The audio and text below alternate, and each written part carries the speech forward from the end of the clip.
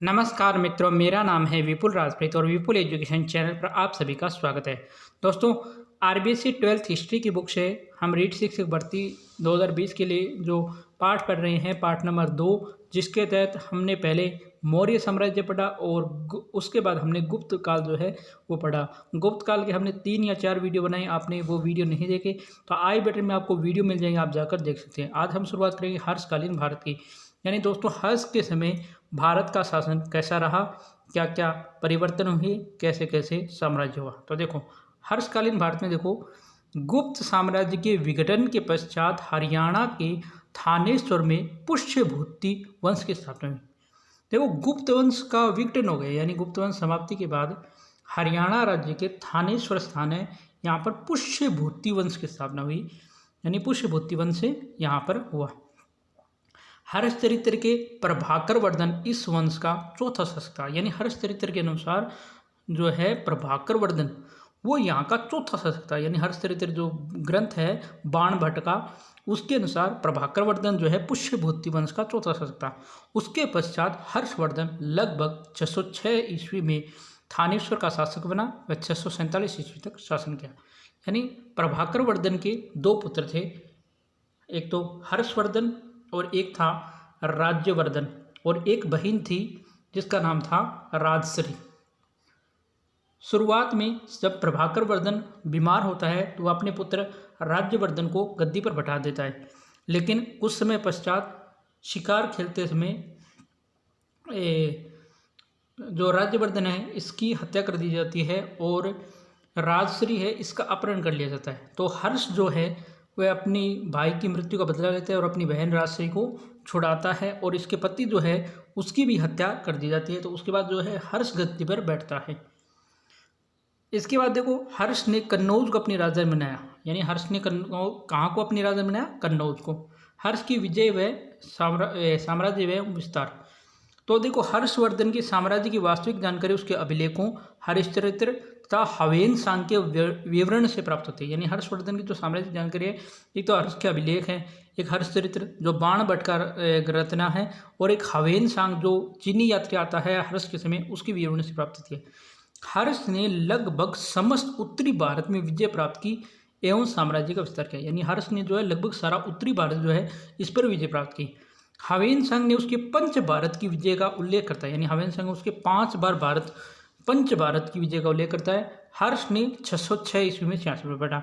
उसने सर्वप्रथम बंगाल के गोड़ों के विरुद्ध कार्रवाई की। उस समय शशांक वहाँ का शासक था। अब देखो, ये शशांक जो है इसी ने जो है राज्यवर्धन जो है उसकी और इसकी बहन के पति जो राजश्री है उसको भी, राजश्री के पति था मोख शासक ग्रहवर्मा, उसकी हत्या की थी।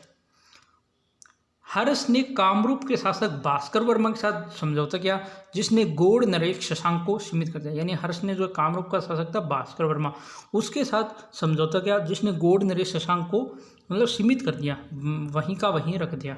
हर्ष ने 630 ईस्वी से 633 ईस्वी के बीच वल्लभी नरेश ध्रुवसेन द्वितीय बाला द्वितीय को पराजित किया, जो कि चालुक्य से युद्ध का पूर्वतन था। यानी चालुक्य से युद्ध से पहले वल्लभी में नरेश था ध्रुवसेन द्वितीय बाला द्वितीय, वल्लभी नरेश था ध्रुवसेन द्वितीय बाला द्वितीय, उसको पराजित किया, जो कि चालुक्य से युद्ध से पहले का दिन था। बाद में हर्ष ने वल्लभी से वैवाहिक संबंध भी स्थापित किए, यानी वल्लभी जो है यहाँ से उसने वैवाहिक संबंध स्थापित किए।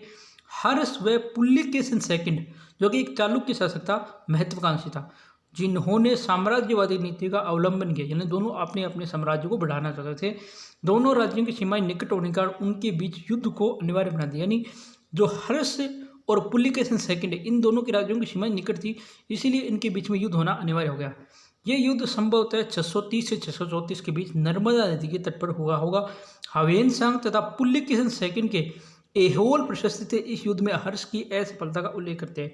यानी कहा जाता है कि ये युद्ध जो है 630 से 634 के बीच में हुआ, नर्मदा नदी के तट पर हुआ, और हवेन सांग और पुलकेशिन सेकंड का एहोल प्रशस्ति है उसमें कहा गया कि हर्ष इस युद्ध में हारा था। हर्ष ने अपने पूर्वी भारत अभियानों में भी सफल रहा। चीनी लेखक मा तवान लीन 641 में हर्ष को मगध का नरेश बताता है। संभवतः हर्ष व कामरूप के शासक भास्कर वर्मा के गठजोड़ ने बंगाल एवं पूर्वी भारत को भी इसको विजित किया। 640 ईस्वी के आसपास ओडू, कंगोद एवं कलिंग पर भी इसने विजय प्राप्त की। उड़ीसा पर भी इसने विजय प्राप्त की। हर्ष ने उड़ीसा विजय के बाद बौद्ध सभा बुलाई थी, यानी हर्ष ने जो है उड़ीसा युद्ध जो विजय करने के बाद एक बौद्ध सभा बुलाई। इसकी पुष्टि चीनी विवरण द्वारा होती है। बाणभट्ट के अनुसार हर्ष ने सिंध के राजा राजलक्ष्मी से वंचित किया। सिंध के राजा को जो है राजलक्ष्मी यानी धन से वंचित किया, जिसे पहले प्रभाकर वर्धन भी हरा चुका था। अब सिंध हर्ष का आश्रित राज्य हो गया। जालंधर का उदित और प्रत्यक्ष पूर्वी मालवा का माधवगुप्त उसके आश्रित थे, यानी वे उसके आश्रित थे। इसके अलावा बाणभट्ट व हवेनसांग कश्मीर नेपाल पर हर्ष के आधिपत्य की बात करते हैं, यानी कश्मीर पर भी हवेनसांग, कश्मीर और नेपाल पर भी हर्ष ने आधिपत्य किया था। कश्मीर के राजा को हर्ष ने बुद्ध के दांत देने के लिए बाध्य किया था, यानी कश्मीर को जो राजा है उसको हर्ष ने जो है बुद्ध के दांत यानी कहा कि बुद्ध के दांत देने के लिए बाध्य किया था।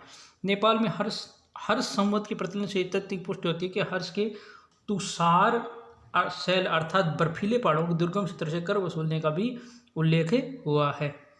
41 वर्ष के अपने शासन के दौरान हर्ष ने अपने सामंत राजाओं में दूरदराज के क्षेत्रों में जैसे जालंधर, कश्मीर, नेपाल, वल्लभी, मालवा, सिंध, सीमांत प्रदेश एवं असम को सम्मिलित किया। संयुक्त प्रदेश, बिहार, बंगाल, उड़ीसा, मध्य भारत तथा राजपूताना हर्ष के प्रशासन के अधीन थे। अतः हर्ष उत्तरी भारत के एक बड़े शासन के रूप में विद्यमान था। दक्षिण भारत के अभिलेख में हर्ष को सकोलो उत्तर पंथनाथ अर्थात उत्तर भारत का स्वामी कहा गया है। हर्ष का साम्राज्य जो है सामंती संगठन पर आधारित था। गृह राज्य पर हर्ष का सीधा प्रशासनिक नियंत्रण था, लेकिन अन्य राज्यों पर अप्रत्यक्ष नियंत्रण था। हर्ष की जो उपाधि है वो मिलती है परम भट्टारक, महाराजाधिराज, सकलो उत्तरेश्वर, एकाधिकार चक्रवर्ती, सार्वभौम, परमेश्वर आदि से स्पष्ट होता है कि हर्ष में देवीय गुणों का समावेश था। यानी ये इसकी उपाधियां हैं, ध्यान रखने आपको, परम भट्टारक, महाराजाधिराज, सकलो उत्तरेश्वर, एकाधिकार चक्रवर्ती, सार्वभौम, परमेश्वर आदि। हर्ष में देवी गुणों का समावेश था।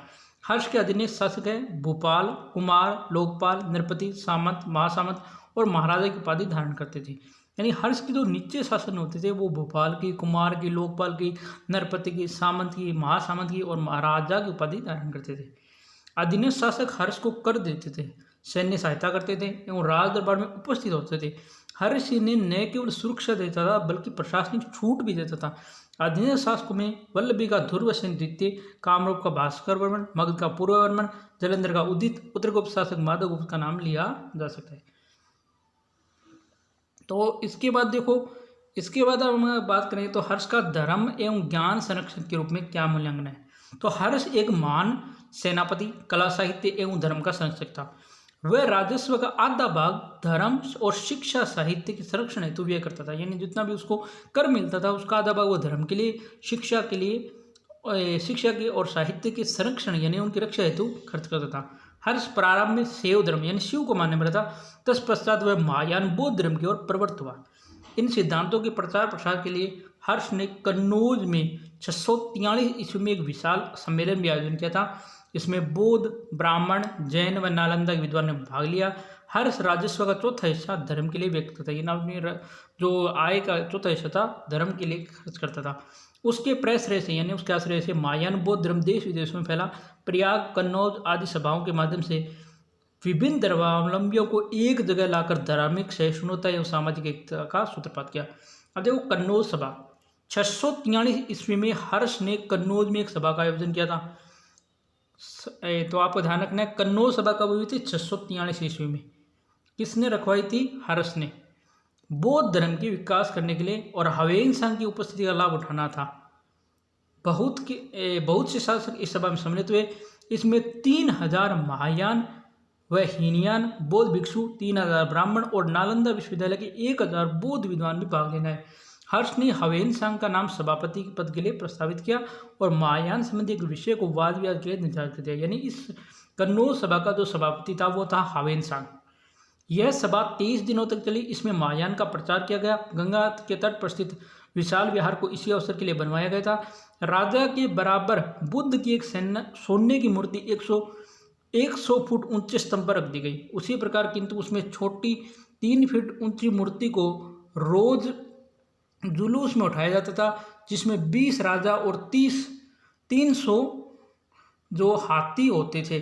छत्र को स्वयं उठाना पड़ता था। हर्ष चारों ओर चारों ओर जो है मोती, सुनहरी फूल और अन्य कीमती चीजें बिखेरा जाता था। हर्ष ने स्वयं अपने हाथों से बुद्ध की मूर्ति को धोया और अपने कंधों पर उठाकर पश्चिमी स्तंभ तक ले गया। वहां उसने हीरों से जड़े हुए हजारों रेशमी वस्त्र उसे अर्पित किए। अस्थायी व्यवहार यानी विशेष रूप से इसी अवसर के लिए बनाया गया था। हर्ष के संरक्षण तथा प्रयासों से महायान और बौद्ध धर्म देश विदेशों में फैला। उसने बौद्ध विहारों एवं स्तूपों का निर्माण किया तथा दान दिया। हर्ष प्रत्येक 5वें वर्ष में प्रयाग महामोक्ष परिषद का आयोजन करता था, जिसमें विभिन्न धर्मों के देवी देवताओं की पूजा की जाती थी और विभिन्न धर्मावलंबियों को दान दिया जाता था। अब देखो प्रयाग सभा। प्रयाग सभा जो है ये 643 ईस्वी में हर्ष ने प्रयाग में एक और यानी मोक्ष परिषद का जैसे आयोजन किया। हर्ष पिछले 30 वर्षों में ऐसी सभा आयोजित कर रहा था। 643 की सभा छठी सभा थी। यह सभा रेत पर की गई, यानी रेत पर की गई जहां गंगा और जमुना मिलती है। सभा में हर्ष और हवेन संघ के 18 राशि मित्रों ने भाग लिया। इस अवसर पर 5 लाख से भी अधिक व्यक्ति उपस्थित हुए। उनके निवास तथा भोजन के लिए विशेष प्रबंधन किया गया। प्रयाग में किए गए कार्यों के संबंध में पहले दिन एक बौद्ध मूर्ति रखी गई। लोगों में असंख्य वस्त्र तथा बहुमूल्य वस्तुएं भी बांटे गई। दूसरे और तीसरे दिन क्रम से सूर्य और शिव की मूर्तियों का भी यहाँ पर सम्मान किया गया। चौथे दिन बौद्ध भिक्षुओं को दान किया गया। उसके अगले दिन ब्राह्मणों को दान किया गया। जैन धर्म तथा अन्य धर्मावलंबियों को 10 दिन तक दान दिया गया।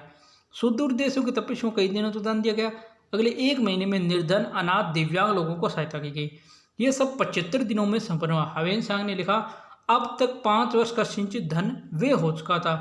घोड़ों, हाथियों, सैनिक उपकरणों, जो राज्य की संपत्ति, सुरक्षा तथा सुव्यवस्था, उसके अतिरिक्त शेष कुछ भी नहीं बचा था। इसके अलावा राजा ने अपने हीरे और सामान, कपड़े, मालाएं, कंगन, कंठार, चमकीले सिरों आभूषण बिना भेदभाव दान कर दिए। सब कुछ दे चुकने के बाद उसने अपनी बहन राजश्री से पुराना वस्त्र मांगा और उसे पहनकर उसने 10 दिशाओं के बुद्धों की पूजा की और प्रसन्नता अनुभव की। उसका कोष दान धर्म में समाप्त हो गया था। इन सभाओं के वर्णन से याद आता है उसके दान और उदारता ने तो पुरानी सभी सीमाओं को पार कर लिया था। हम किसी राजा का ज्ञान नहीं है जिसने मानवता का कष्ट निवारण के लिए सर्वस्त्र ध्यान दिया। इस प्रकार हर्ष ने धार्मिक सहिष्णुता और सद्भाव को प्रोत्साहन दिया तथा मानवतावाद का संदेश दिया। हर्ष के राजस्व का चौथाई हिस्सा बौद्धिक उपलब्धियों यथा विद्या के प्रसार एवं विद्वानों को पुरस्कृत करने पर व्यय होता था। हर्ष ने मयूराष्टक और सूर्य शतक के रचयिता मयूर, हर्षचरित व कादम्बरी के रचयिता बाणभट्ट सहित भर्तृहरि, मातंग, दिवाकर, जयसेन आदि विद्वानों को भी संरक्षण दिया था।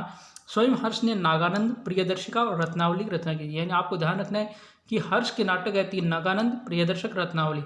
हर्ष ने शिक्षा प्रचार प्रसार के लिए धन एवं ग्रामों का दान दिया। नालंदा विश्वविद्यालय शिक्षा का प्रमुख केंद्र था। इसके अतिरिक्त वल्लभी, अनेक गुरुकुलाश्रम एवं विहार शिक्षा के केंद्र भी थे। इस प्रकार हर्ष ने प्रजा के बौद्धिक स्तर को ऊंचा उठाने का प्रयत्न किया। हर्ष ने बौद्ध धर्म के साथ साथ अन्य धर्मों की सहिष्णुता पर भी बल दिया, उनका संरक्षण दिया। ज्ञान में हर्ष के अनेक विद्वानों को संरक्षण भी दिया। शिक्षा के प्रचार प्रसार के लिए वित्तीय पालन पोषण किया। धर्म एवं ज्ञान का महान संरक्षक कहा जाता है।